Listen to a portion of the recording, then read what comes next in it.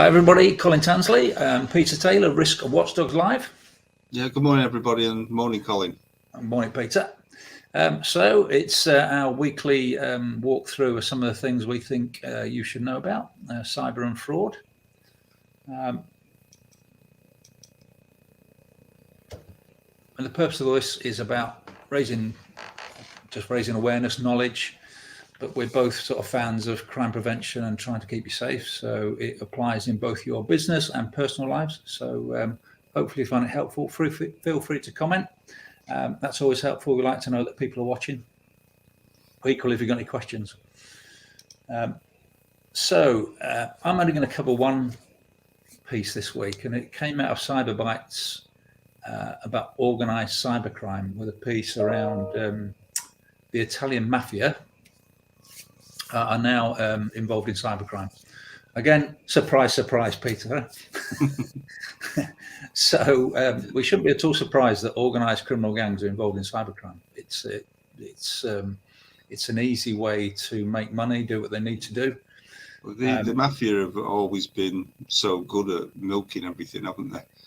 Yeah. So it was only a matter of time. Probably it's been going on for a lot longer, but. Yeah.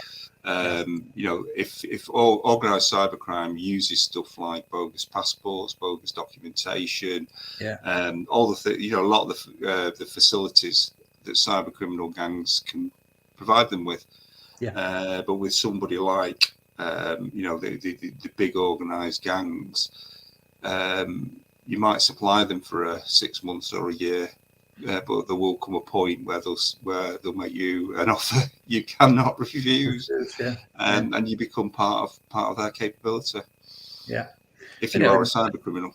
For the rest of us, though, it's scary though, because we've watched it, haven't we, Colin? Over the last 5 years, we've watched the two go from being almost separate, converging in the middle, to actually they're pretty much merged now. Yeah, pretty much. And it's like, if it's the use of, I suppose, you've got to think about organised crime in the way of a business, haven't you? That any business will use specialists to do certain things. So all they will do, they'll bring in cybercrime specialists and hackers, etc., and whatever they need to do. The other side as well, the cyber criminals will bring in enforcers. Oh yeah, and so on and so forth. So it works both ways, doesn't Absolutely. it? So I thought it'd be helpful to share something I use many times when talking about crime prevention. Maybe winding back years ago when I started sort of training, about 20 years ago, when I started talking about problem solving and crime prevention. And I have heard people say this doesn't apply to cybercrime, but I think it does. And it's called routine activity theory. So it's or the crime triangle, some people call it. And what you've got is three aspects to a crime. So you've got a victim, a criminal, and a location. And if you can take one of those areas of the triangle away, the crime can't happen.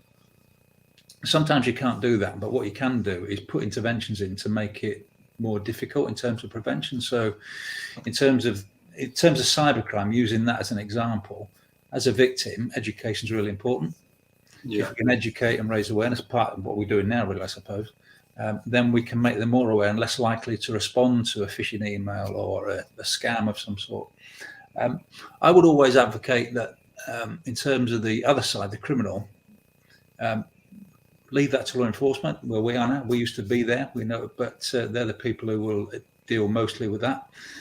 And then the bottom line, you've got the location, which is the internet, I suppose. And I've heard criminologists say, well, the internet's too big. You can't control that as a location. Well, I beg to differ. I think we've all got our own location personally on the internet, and that's the bit we can control. We can look after ourselves, and we use encryption. We can use a VPN if we need it. We can make sure we've got antivirus and malware, and to an extent it links to the awareness piece. So I do think routine activity theory works, and it's quite a helpful model to apply to crime anywhere, but organised crime and cybercrime is everywhere right now. So think about it in that sort of easy graphic, and think about the target hardening and all that sort of stuff. That's where I'm coming from with this piece this week. Yeah, makes sense. Yeah. All right. So I'm going to move on to your slide, my friend. Okay. Oh, before I do that, I should say that what we also do, and I've said this many times, is we offer the guided cyber risk assessment, and we're getting some interest on that. So we will sit with you on a call like this, and we'll take you through various questions, provide you with support, give you a document which sets out your risks, and make recommendations about how you will target harden. Yeah. And Peter has also got a fraud assessment as well, haven't you, which you've helped write? Yeah. What we help you to do is to actually get your priorities right. There aren't many big organisations that haven't got a lot of good fraud activity going on. But sometimes it's just little gaps or things that are easy to do and therefore seem unimportant. But there are some things that are very quick, don't take long to do, but can actually really, really firm up your foundations. Yeah, absolutely. All right, I shall move on. There you go. Fraud on individuals. Yeah. So there's a lot of press and publicity at the moment about account takeovers, use of card not present, push payments, crypto scams, and forex. And I see quite a lot of people come to me, with their problems. The thing is, who do they blame? And it's quite interesting. I think people need to realise this. Is that they're not actually they're blaming themselves for falling for it. They're blaming the fraudster, but most of all, they're blaming the bank or the provider. And the reason for that is because they can try and hold you accountable. So if you take a look at the people that claim that they can get your money back if you've been a victim of a crypto scam, what a lot of them are doing is they're actually saying, well, if you paid on a credit card, or your bank have made a mistake, we can maybe get some money back from them. Now, there are a lot of circumstances where that isn't the case. But I think we're already in a world where perhaps some of the victims aren't quite being honest about their own role in the deception. And I do know, I've spoken to people that do intervene, and what do you do when you've got a customer that's got £80,000 in the bank and they want to transfer it because they're making an investment, and you tell them that they shouldn't be doing it, that there are risks involved, and they say it's my money. Yeah, I'll do what I want. I'll do what I want with it, or I'll take it out of your bank and put it in another. Now, you go through that scenario, but then when it all goes wrong, it comes back to being your fault as the bank. So it's important, particularly if you're regulated, and most lenders are, and banks are. There's an expectation from the regulators for the ombudsman or anybody dealing with complaints against you that you've taken reasonable steps. But what I'm asking people to imagine is, what if you didn't limit yourself to so-called reasonable steps? Those reasonable steps should be the minimum that you actually do. But the question you've also got to ask yourself is not how can we just cover our backs for fraud, but how can we actually stop the frauds happening?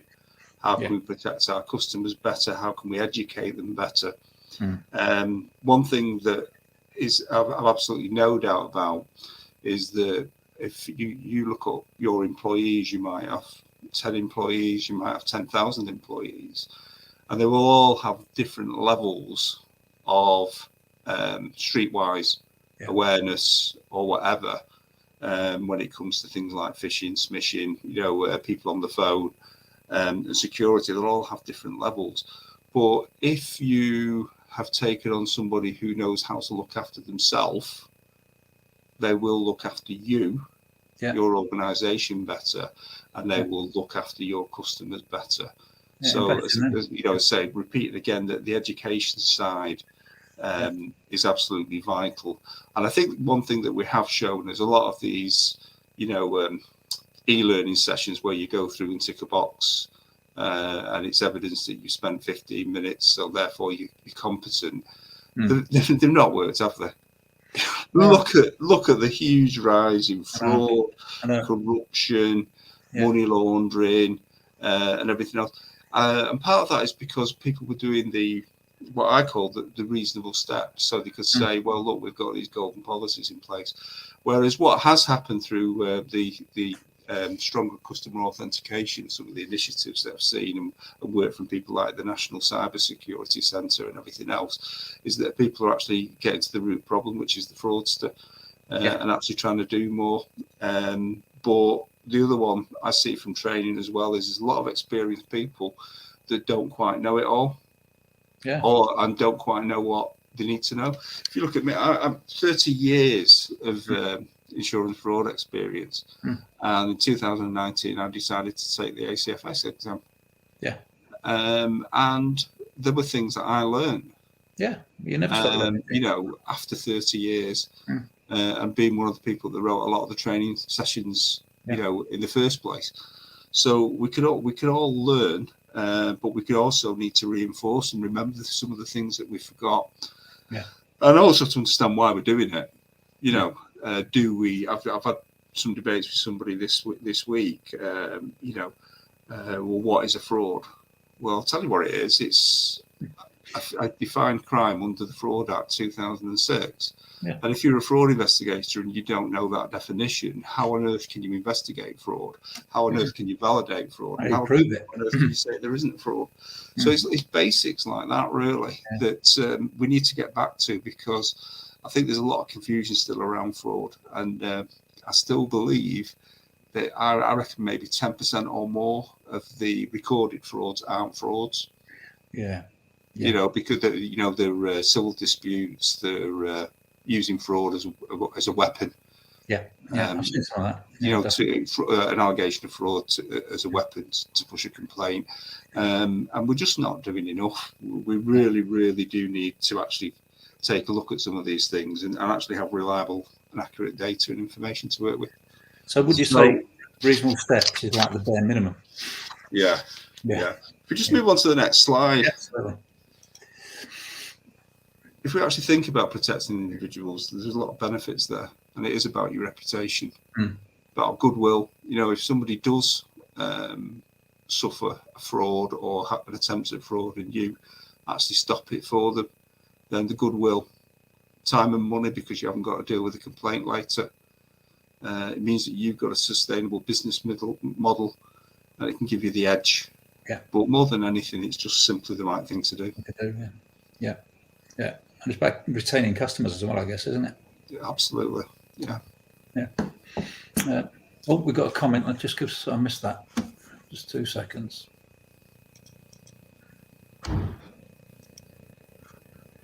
There we go. Thank you, Donna. As long as we're helping, that's what we'll just keep doing it. All right. So moving on. So we can help you. Consultancy, CPD training, investigations, and obviously IRIS. And on that note, we are advertising a financial crime investigations course, which will involve Peter and myself and Andrew Webb, who is a MLRO. We're going to come at this from 3 angles, from the law and the landscape in terms of legislation and what you can do, which speaks to what you just said, actually, isn't it, about knowledge? Going online and conducting proper research and investigating. And then the other side of it is the actual investigative interviewing. So using all that sort of knowledge to get evidence or intelligence, whichever you want to do. So if you want to know more about that, get in touch with myself or Peter. If there's 2 or 3 of you that want to do it, we are more than happy to talk discounts. So have a conversation with us. You'll find all the details on the website, and I'll put the link in the comments. Over to you, my friend. Just final word really is, let's be careful out there. Let's be careful for ourselves and look after friends, family, colleagues, customers. It's important. Keep the mafia out. All right. Thanks, Peter. Thanks very much, everybody. Thanks for listening, and we'll be back again next week. Yeah, thank you, everyone.